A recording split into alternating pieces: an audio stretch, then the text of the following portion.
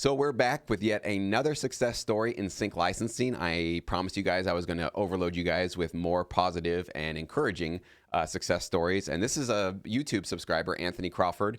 And Anthony commented on the last video where I was talking about some success stories. And he let me know that he got started with sync licensing during the pandemic, so not many years ago. And he's now averaging about $5,000 a quarter. So that means about 20 grand a year. Now, I definitely am excited for you, man. That's a really encouraging note. I also want to make sure everybody, before we get into our interview, knows that I think that that's an amazing accomplishment. I had one commenter on the last video saying, well, he only made, a couple of thousand throughout the year. That's really not that much.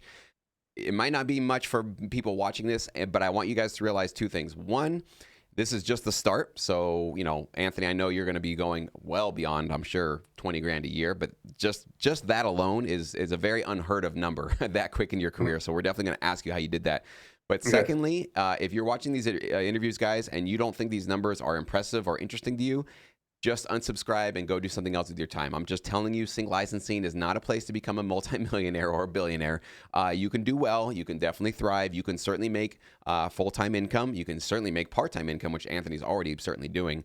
But if that is not interesting or encouraging to you, then I'm not going to try to convince you guys otherwise. So this is either going to strike a chord with you or it's not, so to speak. Okay. So Anthony, I really want to dive into this. Where were you pre-COVID, pre-pandemic? What were you doing with your music career? And then what led you into this strange world of sync licensing?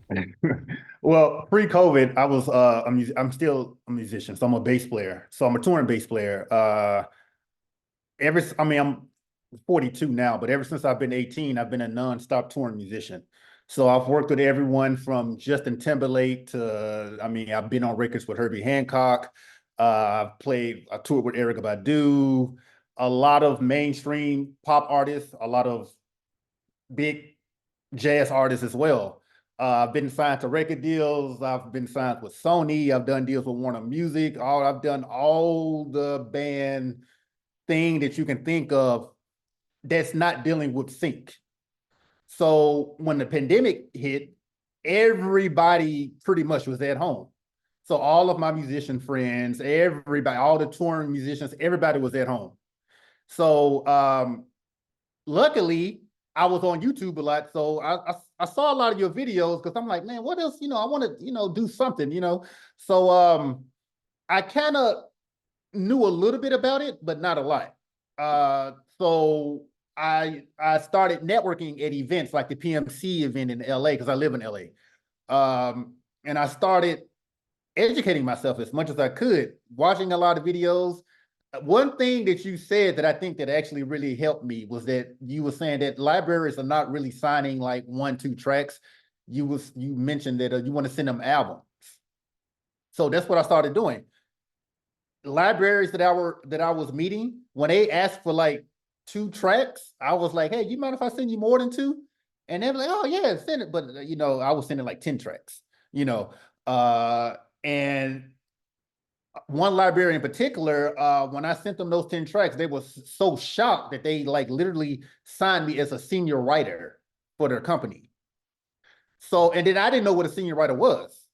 And then I was like, hey, I'm like, thanks for the offer, but what is a senior writer? What is it? They're like, oh yeah, you just, because we work on a lot of TV shows and reality shows. You're pretty much just going to be working directly with the shows, Wow. And so, and that was all because of you actually, because I heard something you said on one of your videos. You was like, hey, you want to send them 10 tracks, send them albums. And that's why they signed me, because I sent them an album and I did it within a week. And so that was like 3 years ago. So that company in particular has been doing really well for me because I was kind of over delivering and I kept it up. So I didn't stop. So 3 years later, I'm still doing the same thing. Actually, I'm sending them more tracks now. You see what I'm saying? And they're just a funny story too. So I've never met these people in person. I went to their studio a couple of weeks ago, and I've been dealing with these people like 3 years now. I went to their studio, their office, like a couple of weeks ago for the first time, met the CEOs, all of them for the very first time. And they were like, oh my God, yeah, it's great to meet you, blah, blah, blah. And a funny story, while I was in their office talking to the owners of the library, one of the project managers came in the room, knocked on the door. She was like, hey, Anthony, you just got like 7 placements on this show. She was like, the cue sheet just came in. And then the owners, they started looking at me. They're like, yeah, man, we're starting to see your name all over these cue sheets, like everywhere now. Because I'm constantly sending them music that they need. So, you know, that's pretty much how it is. I do that with every company I work with. I over deliver. And in return, they constantly just sending me briefs and stuff. So, well, that's amazing, man. And thank you for the compliment. But obviously, it was your hard work that got yeah. you in the door and kept you in the door. So Yeah. that's amazing. It sounds like you did a fast track right to their inner circle for all these amazing direct opportunities. And I sometimes call that the inner circle, but they're calling it the senior writer. You know, different terms for it. But basically, it means you get the fast pass to some amazing briefs and opportunities. So great. Good on you, man. That's great. Yeah. So in that course of putting those tracks together, pitching to the library, did you ever face rejection? Did you ever feel uncertain? Did you ever have any doubts about your future? I still do. I still do. Okay, cool. I still do. Even that company, like a couple of weeks ago, they rejected a track. You know, I think throughout this course of me working with this company, I've sent them about 300 tracks. And I think within those 300 tracks, they may have rejected about 5. And when they do reject it, I don't take it seriously. I'm like, oh, and they're like, oh yeah, this is just not fitting. I'm like, oh, okay, I'm not gonna try to force it. If it's not fitting, let's move on to something else. Like, I don't want to waste no one's time. And sometimes I'll just send that track and it land in someone else's library, you know. So nothing truly really goes to waste. If you're doing high quality music, even if that particular company, you know, it may not fit their clients, the other company, it may fit their clients perfectly. So just keep it, you know. And that's what I do. And I want people to really just rewind and watch that again if they need to. That this is somebody who's clearing $20K a year within 3 years of sync licensing, who still has doubts as to whether or not he's going to go the full distance. So this is just to show that we all struggle with these thoughts and these wondering, you know, these some self-doubting thoughts about, do we really belong here? Do we really have value to bring? Obviously you do. I think the proof is in the pudding. The proof is in your cue sheets and in your royalty statements. But it still doesn't mean that you are, you know, above any of those sort of doubts. So that's really great and amazing, man. I still do have doubts, man, all the time, man. So just so you know, like I have doubts. Sometimes I don't feel like working. Even last night, I'm working on some cues. I'm like, dude, I just don't feel like it. But then I was like, well, what else am I doing? I'm like, okay, I'm just at home. Let me just go and just a couple of hours, knock it out. And then when I did it, I was like, okay, I'm glad I did that. Now I can sleep better, you know. What's one thing that you think somebody getting into sync licensing at the beginning stages, maybe about to pitch to a library, what's one thing you can think of that they don't know that maybe you do know about what it really takes to succeed in sync licensing? Maybe there's a myth out there or a belief or something that most people are not aware of. Is there anything that comes to your top of your mind? You know, it's so funny. I tell people all the time, it's actually easy to get into this business. The hard part is actually staying consistent and staying motivated. That staying motivated, I think, is very hard sometimes, you know, because you're doing the same thing over and over again. And you don't want to bug the libraries. You don't want to be calling them, hey, well, you know, you don't want to do that, you know, because it makes you kind of unprofessional. Like, I'm noticing, like, professionals, they just do the music and they just kind of forget about it. They just keep moving, you know. That right there, I think, will be kind of a thing that I think your viewers may want to know. Like, even I'm new in this. I know you've been in this game for a long time, but I'm new in it. And staying consistent and staying on professional, that's the hard part I see from a lot of people. A lot of people, even little stuff that I do, a lot of people like, oh man, I want to do that too. And then when I tell them, you know, like, yo, this is actually what I'm doing. I'm like, really? You do? I'm like, yeah, like, it's not just, I just know someone. No, you have to know someone and you have to build a relationship with their person and they have to trust you. But that takes time. Like, they have to be able to take a chance with you. You know what I'm saying? So you can't be flaky. You can't be wishy-washy. You have to, if they ask for revisions, and I know it's a headache, if they do it, don't even question them. Like, don't say, well, you know, not, once they send you a revision, just say okay and do it. That's it. You don't have to explain it to them. They know what they want to hear. You know, that right there kind of messed with me a little bit in the beginning. I'm like, why they ask me to? And then but I didn't like question. I was like, well, they obviously know what they're doing. So That's yeah, it right man. there. The So service yeah, mindset. Yeah, the yeah, service service. mindset, just Yeah, getting out of the way and letting the brief and the client take the center stage, and we are there to serve them. So I'm yeah. curious, what styles of music do you produce, and which ones, if you figured it out yet, have been the most profitable for you in terms of getting you the most placements? Um, right now I've been doing a lot of hip hop. I've been doing a lot of pop. I had some trailer success. I've done a little bit of that. I do rock and I do a lot of tension stuff. Um, I do a lot of sports stuff as well because I do a lot of stuff for like the NFL and things like that. So a lot of like sports stuff, epic, orchestral, hip hop, rock, things like that. So So probably centered more in the hip hop, rock, epic yeah. lane, and sometimes in the Mm-hmm. tension mood.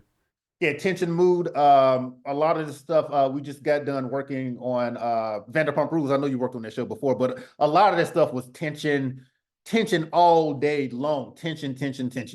But they wanted to be interesting. So sometimes I would add things that you probably wouldn't necessarily add in tension. Like I may actually play a real bass, you know, uh, stuff like that. Anything to kind of just make them, kind of like, oh, yeah, that's a new one or whatever, they may take it, they may not, whatever, but you know.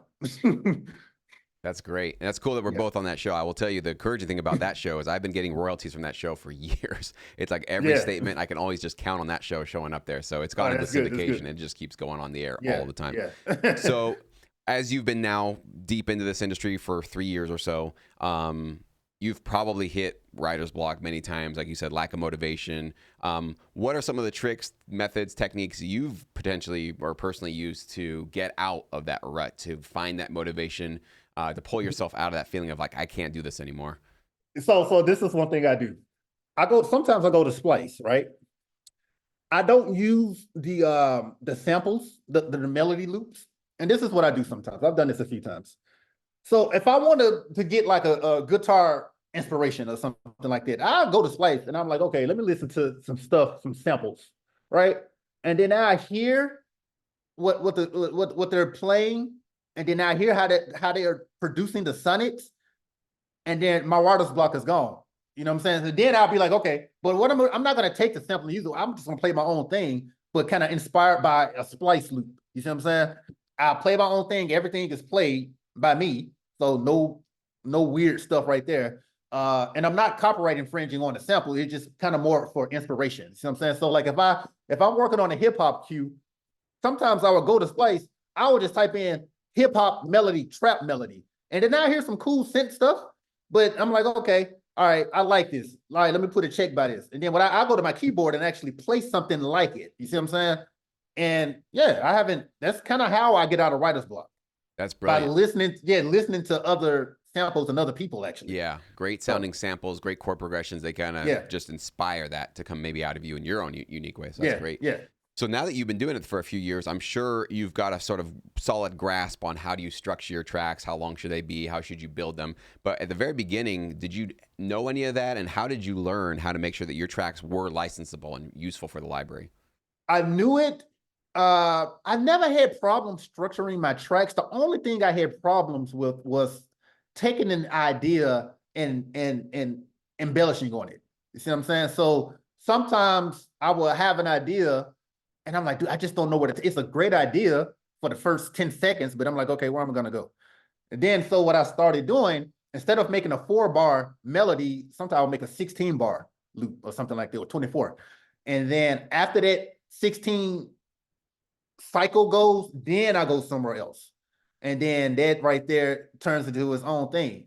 The drawback for me personally, because I'm a musician, I'm very I'm always thinking, harmony and things like that. Sometimes I put too many changes in the track. So I've had publishers, dude, this sounds like 3 songs in one. And then they will say, just make it 3 tracks. And then I would do it, and then they would take it. You see what I'm saying? I'm like, oh wow, okay, so you can make 3 songs in one. Okay, all right, okay, I'm gonna keep that in mind. That's hilarious, because that's actually one of the most common points of feedback I give our members is this has either 2 different tracks going on or 3 or 4. and you're working too hard to try to cram all these different emotions and styles into one track, and they don't want that. They're going to want one thing, focused thing, right? That was my problem at first, but I figured it out. That's awesome, man. Now, as you were getting started with your relationships with libraries, I know you have to wait for those royalties to kick in. Were you making any money before the royalties kicked in? Was there any sync fees, consideration fees, short-term one-time payments coming out, or was it all basically you kind of just waiting for those royalties to finally kick in after the placements aired? I didn't really start getting any royalty from TV. My sync, like I wasn't getting pretty much any sync fees until my royalty started.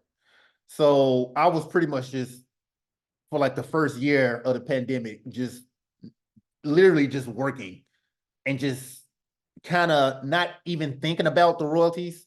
Like I really wasn't thinking about, my main thing was this, I just wanted to get played on TV. And then I figured like, okay, once I started getting played on TV, you know, the money will eventually come, but I'm not really focused on the money right now. Once I found like when I'm just kind of focusing on that, it just kills my vibe, you know, because there's no money there. So like if you're focusing on the money and no money there, you're not going to want to work. So you have to kind of, you kind of have to focus. Yeah, you kind of have to focus on what's in front of you. You know, you got your keyboard or whatever. Write the best music that you can write. Make your library happy, your publisher happy. If they be like, oh yeah, this sounds good, I know they're not going to take it, you know, if it's a high quality library, they're not going to take it if they don't think, you know, but 9 times out of 10, they'd be like, okay, yeah, approved. That right there is a win for me. I'm like, okay, I have another track in this library now. You know, that right there is the set. And then eventually the money comes, you know. That's such a great, healthy mindset for success. Is money is the side effect of what you're doing proficiently. And so you obviously are starting to see that now. So the last question I have for you is, how has your devotion of time changed? So before the pandemic, you were touring, you were doing sessions. That was primarily what your bread and butter was.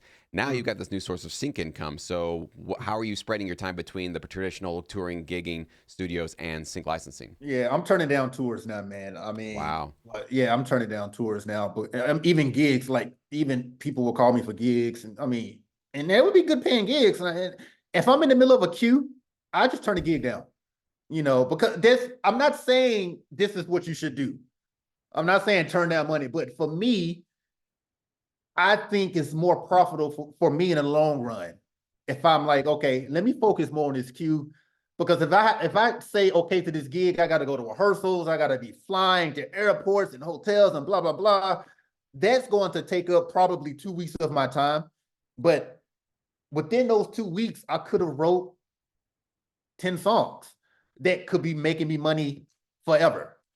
So I don't do it all the time, you know what I'm saying? But recently I'm finding myself do that more. I have to focus more. I have to put my mind on things that's more important to me, you know? So that's amazing, man. And that really does mimic my trajectory as well. It was probably 2 to 3 years into my career where I was maybe 70 to 80% I was doing freelance gigs, video work, corporate jobs, that kind of thing to pay the bills. And I was just on any spare time I had was sync licensing. And then as the years went on, that was also that same feeling I had of like, do I really want to go travel to Vegas to do another seminar to sit there for 4 days? I was like, I could be doing this work, I could do this, and exactly. So it's like usually it's not like a one day you just turn off all your other work and you're just doing sync, but it's like this slow, gradual dial, like a knob you're turning and going a little bit more, a little bit more. So that's really encouraging, man, to see that you get to have more control of your time, over your and that just, you know, delayed gratification, right? That's the name of the game, is that, money's here for this gig right now, but what are you saying no to, right? Yeah, you might be getting whatever it is, you know, $500, $1,000 for the weekend or maybe more. But what is the long-term, you know, trade-off if you're not getting those cues into a library that could result in long-term royalties and placement opportunities? So, but that's so hard for people to feel, because the pain, the pain of not getting paid right now versus getting paid right now, is such a hard one to navigate. But you definitely, somebody taught you that, or you figured that on your own, that long-term delayed gratification is the path to success. And that's why you're getting the results here. That's what my belief is. That's that one mindset shift in you is what's responsible for most of this. Yeah. So, I mean, you have to focus on what's important to you. I think everything comes with a trade-off. Even if you delay, like if you're serious about sync, if you're taking, you know, jobs that's interfering with your sync, well, you know, the reward is going to be, okay, you get paid now, but then the drawback is like, okay, you just missed this sync opportunity, you know? So I'm just kind of looking at long-term, you know, that's how I'm looking at it. Well, thank you so much, Anthony, man. Your Yeah. story is encouraging to me, and I know to everybody else watching. We appreciate you taking the time to share it with us and to let us keep it real with us. Let us know it's not all roses and sunshine. It can be filled with a lot of self-doubt and insecurity, but that's just part of the game. We have to kind of build that into our journey. So if you guys want to learn more about Anthony or follow him, he's got an Instagram link below. You guys can go check him out. Follow him, definitely. And Anthony, man, appreciate it. Please keep us updated, keep us in the loop, and hopefully we can get you back maybe in a year or so, and you can give us another update on how things are going. But man, in the meantime, keep up the great work. This is up to you. And you keep up the great work as well. Oh, appreciate it. This is a result of you and your hard work and your dedication. Like you said, just showing up and consistently cranking out that high quality music, man. So keep it going. Thank you.